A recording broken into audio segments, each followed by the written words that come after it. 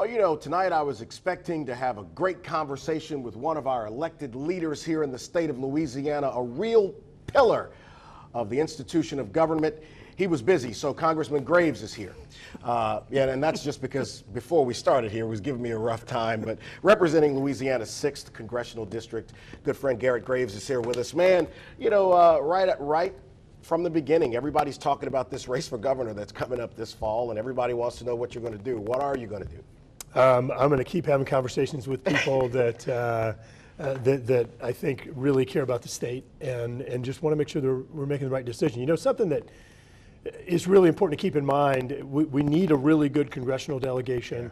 We need excellent people in the state of Louisiana, and we need really accomplished folks working at the local level. And so, you know, if we decide to go run for governor, then there's a void in Congress, right. and so just thinking through it all, where can we ultimately be most helpful to the state, and that's what the conversations we're having are focused on. So I think over the next couple of weeks we'll finish up those and ultimately make a decision. There's just so many discussions with so many people. Obviously, the most declared Republican right now is the Attorney General, Jeff Landry.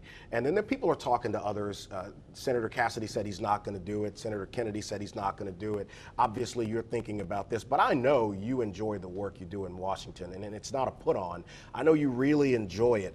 Kind of talk about that. Why do you like being up there so much, working along the 435 on Capitol Hill? Well, look, you know, you talked about that number, 435. So being one of 435 people and being able to navigate through that process, it's not easy. Right. And one of the things about that process is once you're able to kind of get in there and figure it out, you can get things done. And Vanderbilt University, University of Virginia did an analysis and found that our team was the 5th most successful in actually getting things done, delivering results.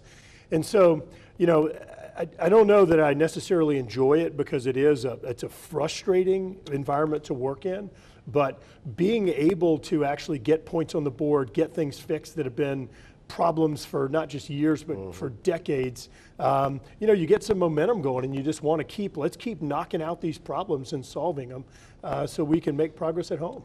You know, we were together at the Washington Mardi Gras event that took place earlier this year, and you got a chance to address a number of us who were there for the Economic Development Luncheon, and you talked about where Louisiana is right now, and there were others who talked about all of the dollars that are here for infrastructure. Billions to really modernize our infrastructure. Where is that right now? What's the progress? And at what point will we start to actually see the return on that investment? Yeah, so two different answers there. One, before the infrastructure bill, Louisiana scored record dollars in both resiliency, so projects like flood control, coastal restoration, and hurricane protection, and in the transportation space, billions and billions of dollars.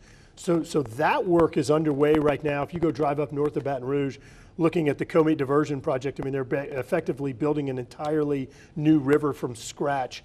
You go drive and look at places like Beaver Bayou and Blackwater Bayou in the northern parts of the parish, Jones Creek, Ward Creek, and Bayou Fountain in the southern part of the parish. You see extensive amount of work going on down in the river parishes, building $1.3 billion levee. So that extraordinary dirt moving going on there.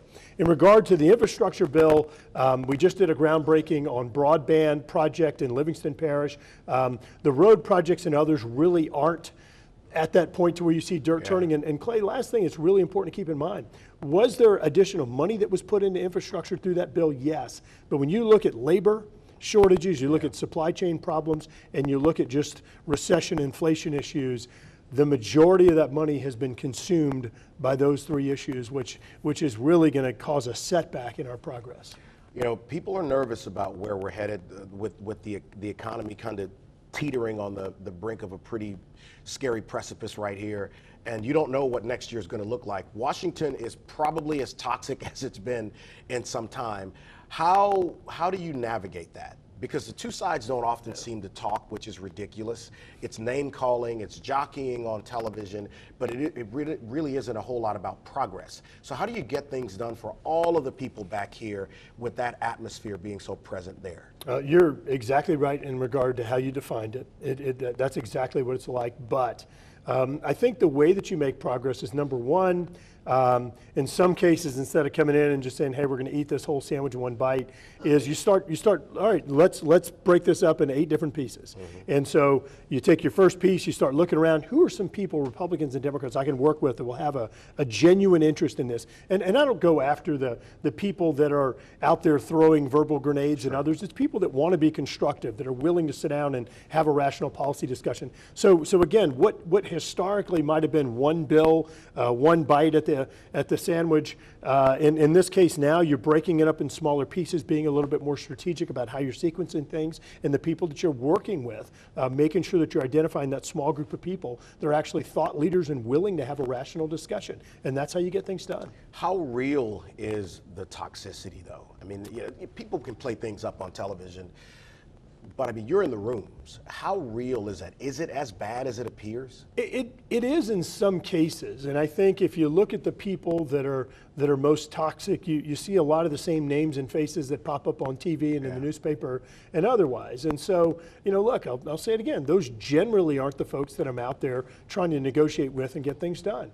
It's a lot of the people that you probably haven't heard of, that are, I'll say it again, that are thought leaders, that are people really interested in figuring out how we have a policy conversation, how we have policy solutions, and truly move the ball forward. I remember after the flood of 2016, you brought your staffers here, and we had a dinner, and we talked about the community here, and you actually went out and walked in areas that were affected by the flood. So I know you're a boots on the ground kind of person. I want to end with this. Crime, public safety is such a big issue, but I have been a big proponent of people going into inner city communities, talking to the people there, and really understanding what creates this pathway to crime that so many of these kids are on. What more can we do to get some of these young people, as we talked about last week, to choose something better than crime? Clay, one of the real realizations that I had in going into some of these communities, I thought that when I look at my story growing up, I was like, oh, that was a tough story, growing up in a family that didn't have a lot, but going into some of these neighborhoods, it is extraordinary, and I think it's really important that we truly learn the background that these kids are in, have had, and helping to expose them to what careers, occupations are truly available to them, as opposed to the limited scope that they believe based on the neighborhoods or the community that they're in. Well, I think there's a lot of work to do there, and I think these kids are worth it. I do believe in enforcement heavily, but I also think investment should be something that we prioritize. Congressman Garret Graves, it's been fun talking with you. You didn't give me a straight answer about running for governor, but we'll have you back in a few weeks to ask you again. All right, let's talk about charters right here next.